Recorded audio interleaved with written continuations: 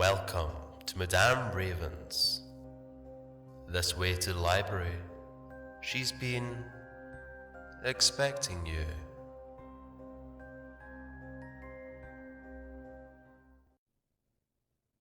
Well, my darlings, this is going to be a bit of a special video. It's for a special guy in my life, someone who enjoys my stories in real life from my own mouth, and he always requests ghost train stories. Those are his favorite because Thomas is amazing, and Halloween is the best and to be celebrated all year long. Very proud of this guy, even though he's only 3 years old. So he inspired this whole video. But you have to admit, my dears, ghost trains have such a wonderful romantic mystique about them.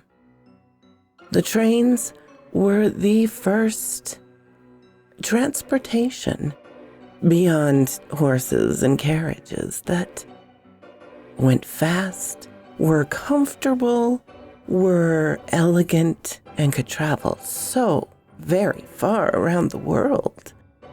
No wonder they invoked such romanticism, so much mystery, and, of course, so much tragedy. So I will share with you some ghost trains, some various bits and pieces, and I do hope you enjoy them. There are a lot of ghost trains out there.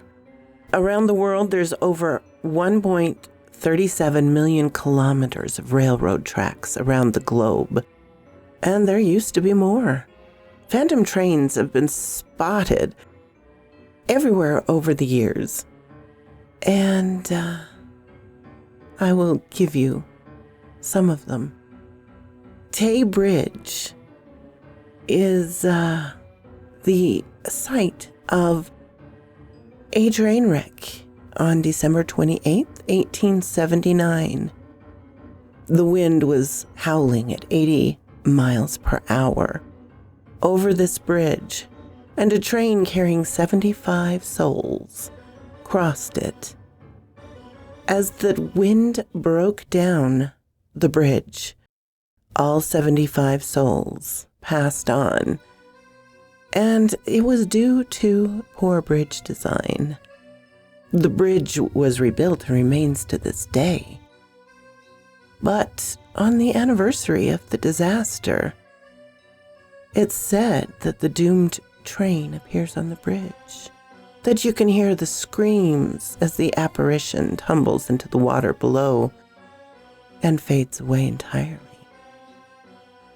Pittsville, in Massachusetts, was also the site of a horrendous tragedy.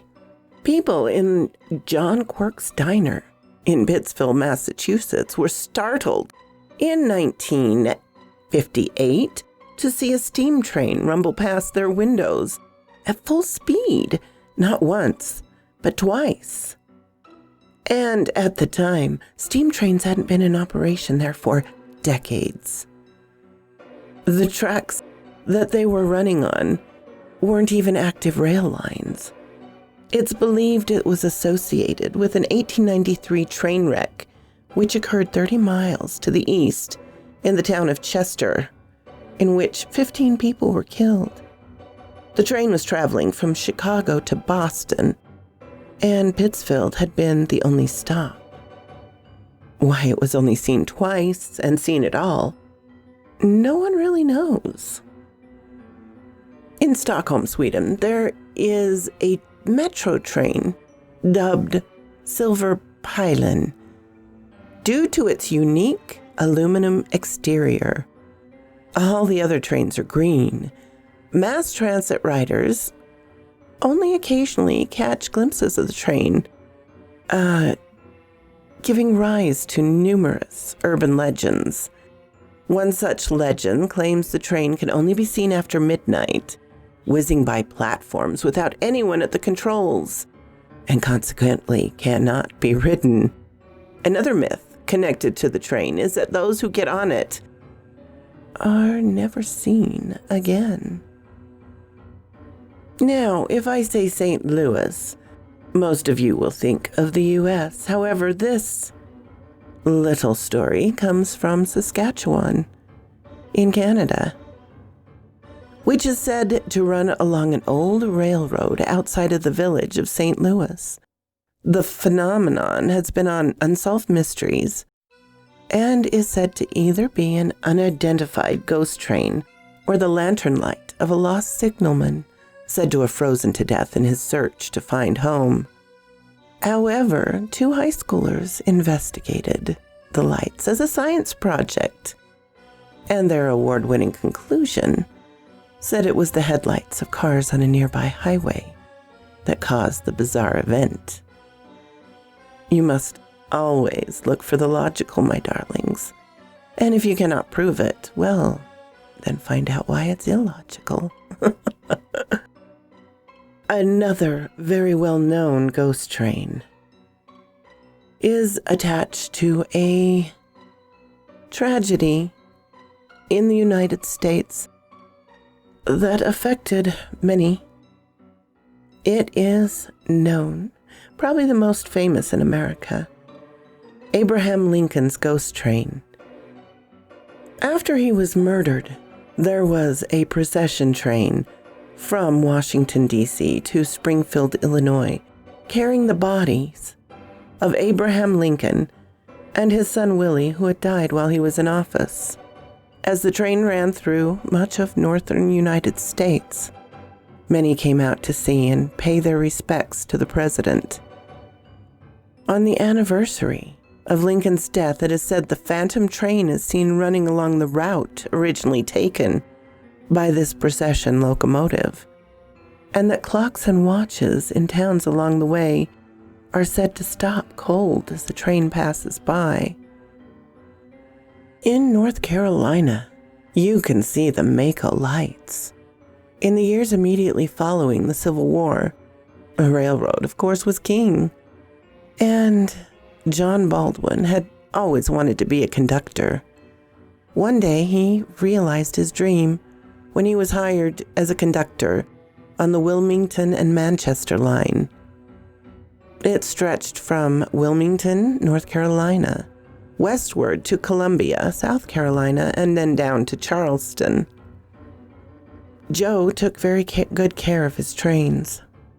Sometimes during the run, Joe would walk from one end of the train to the other, checking everything he could think of. One stormy night, as they were traveling through the swampy woods near Mako, North Carolina, a few miles west of Wilmington, Joe was back in the caboose resting. He had just completed his rounds and wanted to take a short break before they reached South Carolina. Suddenly, the train started slowing down. Joe jumped up and noticed that the caboose he was traveling on had become disconnected from the train. Somewhere in the distant darkness, the rest of his train had left him behind. Joe knew he was in trouble because right behind his train was a fast freight, would soon be approaching. He grabbed the lantern and started waving it frantically from side to side, trying to get the freight engineer to stop. He couldn't hear him, but he screamed anyway and waved his lantern light. The freight light grew bigger and bigger. Joe heard the whooshing sound of the air brakes and the sound of the freight locomotive going into reverse, its wheels spinning on the track. He saw sparks flying off either side of the track. And that was the last Joe saw. The freight train smashed into his caboose with deafening crash, splintering into a million pieces. But to this day, if you go out there on that stretch, you can see a frantic light being waved from side to side. When they found Joe's body, all mangled, to their horror, they could not find his head. They searched through the woods and all the debris, but his head was never found. His lantern was still warm to the touch, and they buried Joe without his head.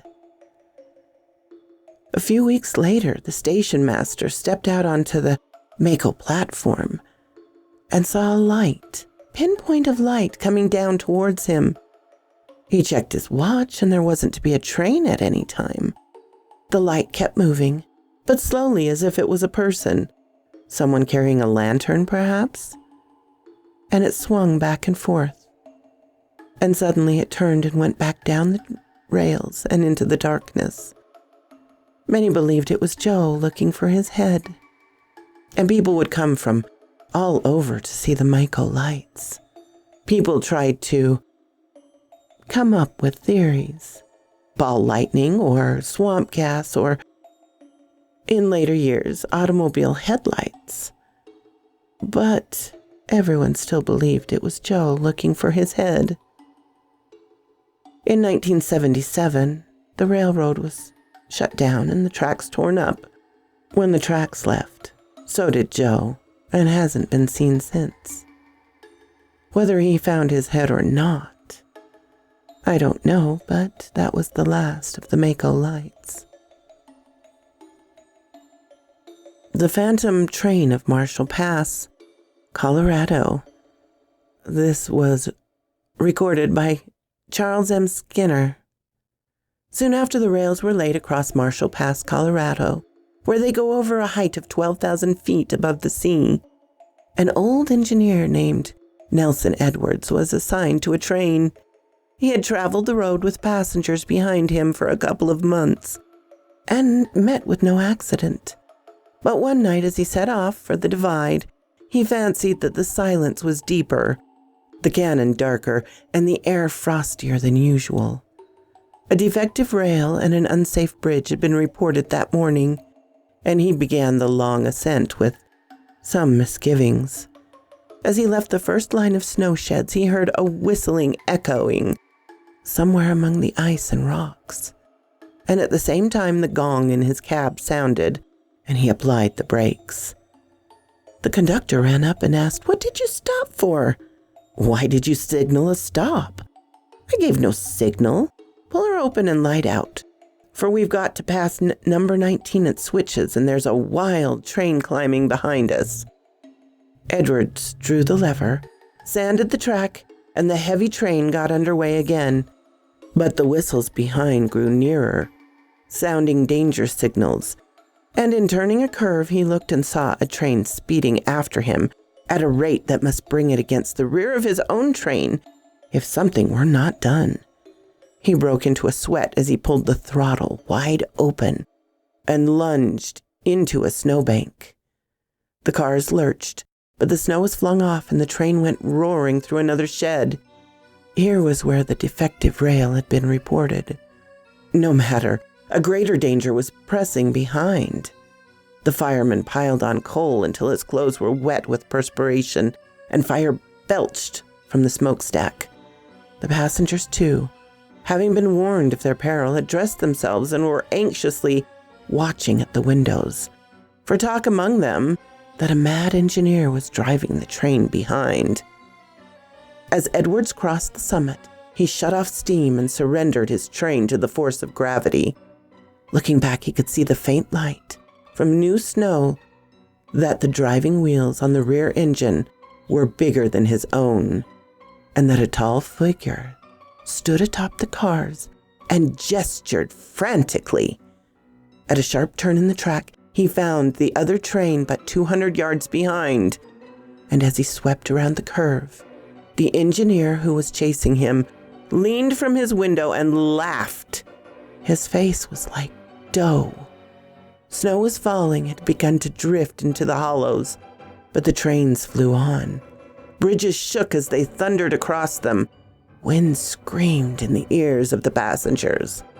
The suspected bridge was reached. Edward's heart was in his throat, but he seemed to clear the chasm by a bound. Now the switch was in sight, but number 19 was not there, and the brakes were freed. The train shot by like a flash. Suddenly, a red light appeared ahead, swinging to and fro on the tracks. As well be run into behind as to crash into an obstacle ahead. He heard the whistle of the pursuing locomotive yelp behind him. Yet he reversed the lever and put on the brakes. And for a few seconds, lived in a hell of dread. Hearing no sound, he glanced back and saw the wild train almost leap upon his own. Yet just before it touched the track, seemed to spread. The engine toppled from the bank. The whole train rolled into the canyon and vanished. Edward shuddered and listened. No cry of hurt men or hiss of steam came up. Nothing but the groan of the wind as it rolled through the black depth. The lantern ahead, too, had disappeared. And now another danger impended. There was no time to linger, for number 19 might be on its way ahead if he did not reach the second switch before it moved out. The mad run was resumed, and the second switch was reached in time. As Edwards was finishing the run to Green River, which he reached in the morning ahead of schedule, he found written in the frost of his cab window these words: "A freight train was wrecked as you saw. Now that you saw it, you will never make another run. The engine was not under control, and 4 section men were killed. If you ever run on this road again, you will be wrecked." Edwards quit the road that morning and returned to Denver, found employment on Union Pacific. No wreck was discovered the next day in the canyon where he'd seen it, nor had the phantom train been in chase of any engineer who has crossed the divide since that night. Back to North Carolina. On August 27, 1891, a passenger train jumped the tracks on a tall bridge near Statesville, North Carolina. The name of the bridge was Bastion.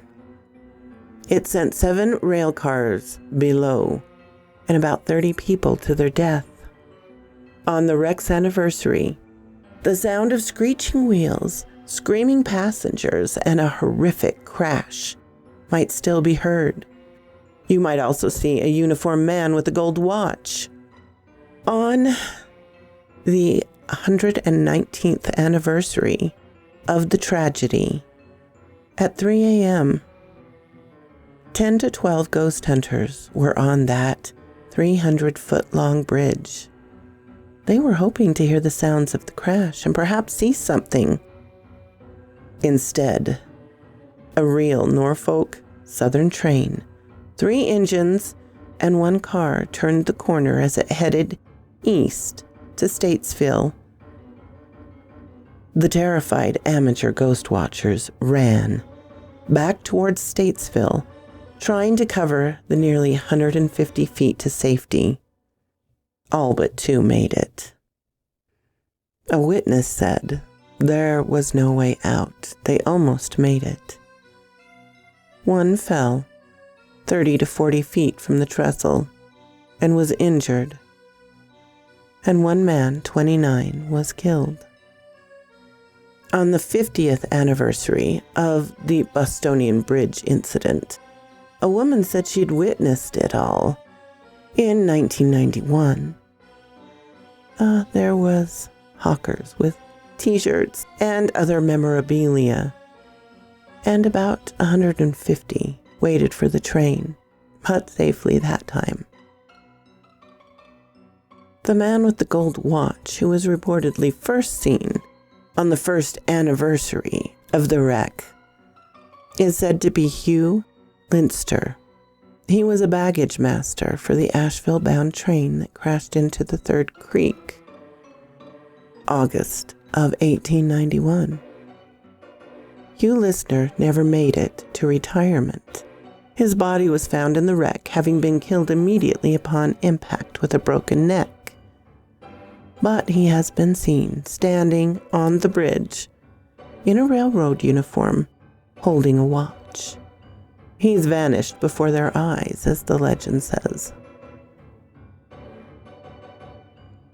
This story I found on Reddit by The Drowned Hounds, a wonderful first-hand account of a ghost train.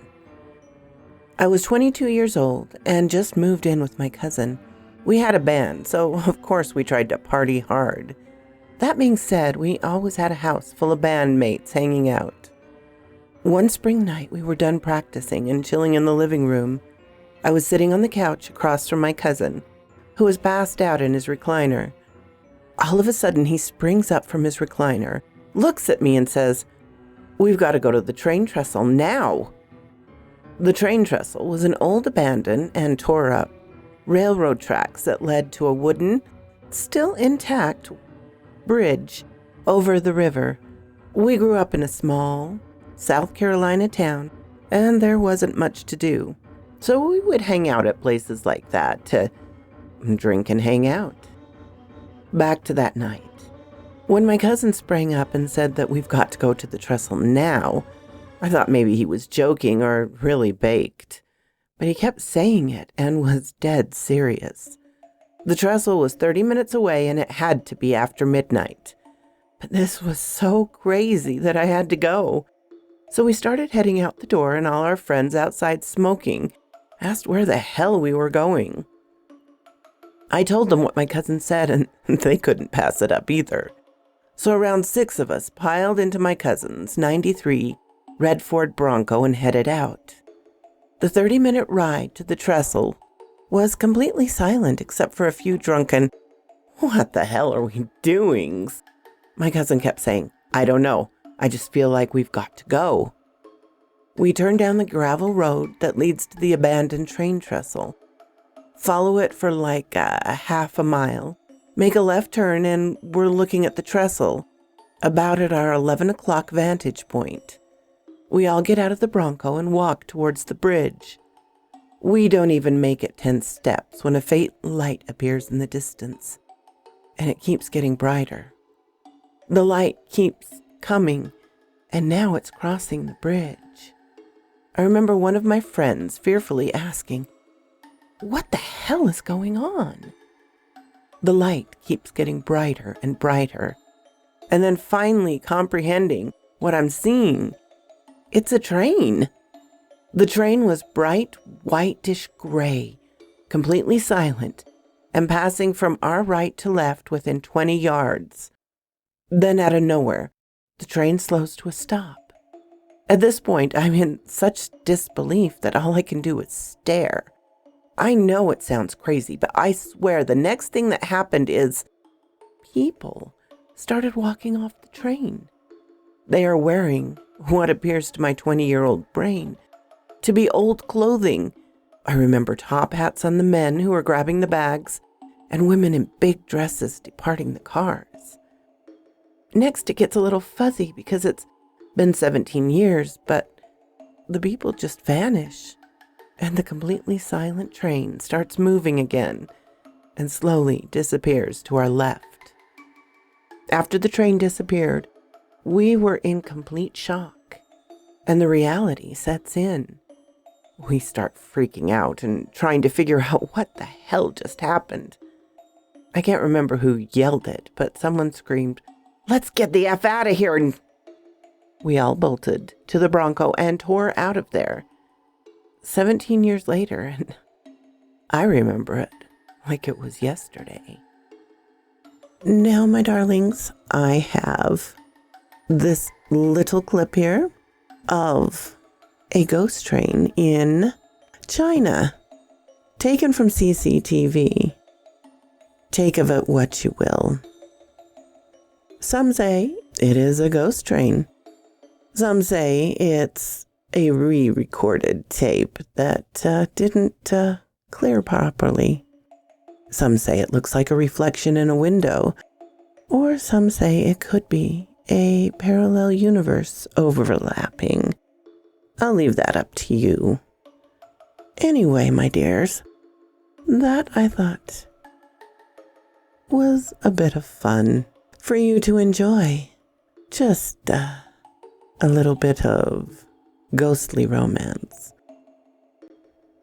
Now allow me to add some information of my own to this. This isn't a ghost train, but it is a train station. Story about ghosts. When I used to ghost hunt, we went to the Ogden Union Station in Ogden, Utah, which is well known for being haunted. There are ghosts on the north end in a stage gymnasium area where they used to keep the bodies of World War II soldiers before their families claimed them. There are some up above to the south in a unique room where they have banquets that has a mirror that's like the mirror of Erzed in Harry Potter. I've seen the shadow of people walking around underneath the door of the female bathrooms when there was nobody in there and there is no way in or out at all. Some interesting things, but the most interesting ghost of all lives in the basement near the boiler room. This is an ornery old man, and he's an interesting character.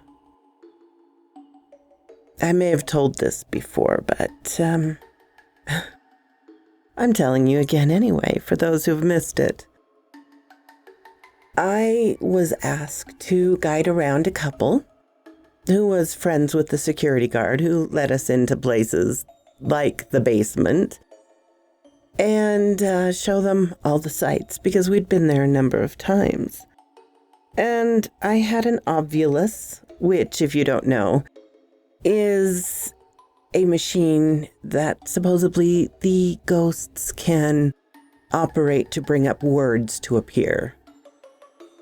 And so we were down in the basement with this couple that were both heavy.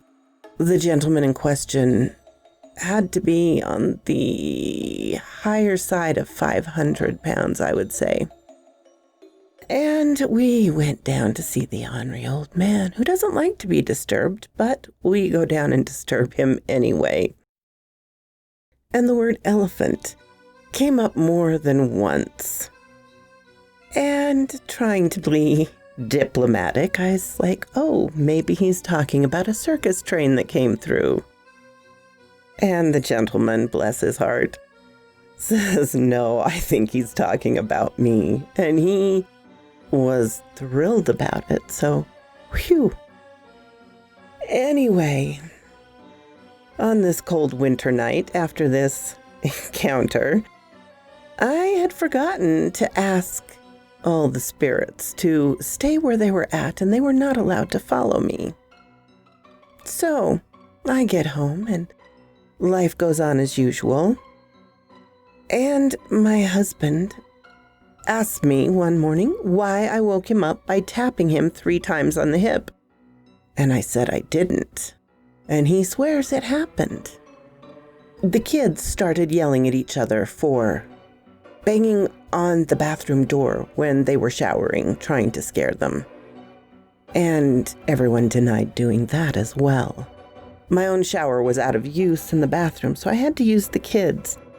And it happened to me when there was nobody home. One night, my youngest, who was about 7 or 8 at the time, woke up with the face of an old, wrinkled man staring down at her from just a few feet and scared the hell out of her. And I was also waken up with the 3 taps on my hip. So I had to ask him politely to leave, and luckily he did, but never bring anything home with you from a ghost hunt. You may not be so lucky to get rid of them, and it may be a lot worse. Golden Spike Ghosts. Jennifer's story.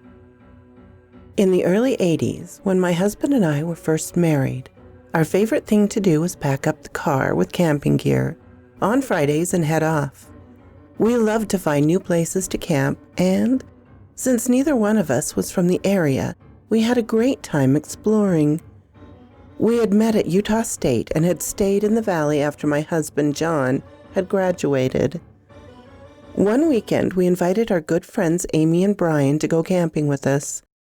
We had heard the Western Desert was a fun trip, so Friday after work, we backed up and headed west. We passed the Golden Spike National Historic Site, where, on May 10th, 1869, the Union and Central Pacific Railroads joined their rails at Promontory Summit, joining the country's railroads. We spent the afternoon exploring the West Desert, including Kelton and Blue Creek, the two ghost towns in the West Desert. We finally found a site that would work for our camp. It was just 20 yards from the old railway tracks that led from the west to Promontory Point and the Golden Spike.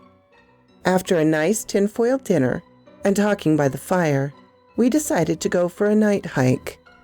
Not wanting to get lost in the desert, we decided to walk the railroad tracks so it would be easy to find our way back. We grabbed our jackets and headed west along the railroad tracks. After about 30 minutes, we stopped to listen to a pack of coyotes off in the hills to our right. Out of nowhere, their yelps cut off, and it became deathly quiet. As we stood there wondering what had stopped the coyotes, we heard a faint train whistle out in the distance. This was strange because it sounded like an old engine whistle, not a newer train horn. It was quiet at first, but soon after, a second whistle sounded louder and closer. We all stood puzzled when John asked, "What is that?" We turned to where he was pointing. In the direction the train whistle was coming from, there was a light. It was a faint yellow light that seemed to have appeared from nowhere. We watched as it started to sway back and forth as it got closer. It looked to be about 100 yards away on the track and quickly moving nearer. We stood dumbfounded, just watching. As it got closer and closer, Amy suggested we get off the railroad tracks. Immediately, we jumped into the sagebrush about 10 feet away, watching as it continued swaying back and forth.